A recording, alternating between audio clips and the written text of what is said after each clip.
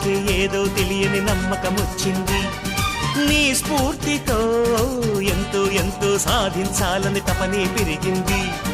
నీ చెలిమితో ఊహల్లో నా ఊరిస్తున్నా గెలుపే అందింది.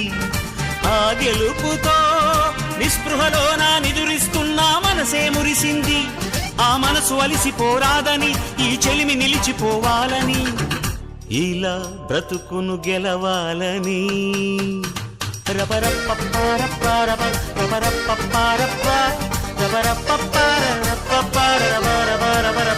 గామ గామ హంగామ మనమే హాయ చిరునామా పాత బాధ గదిని ఖాళీ చేద్దామా.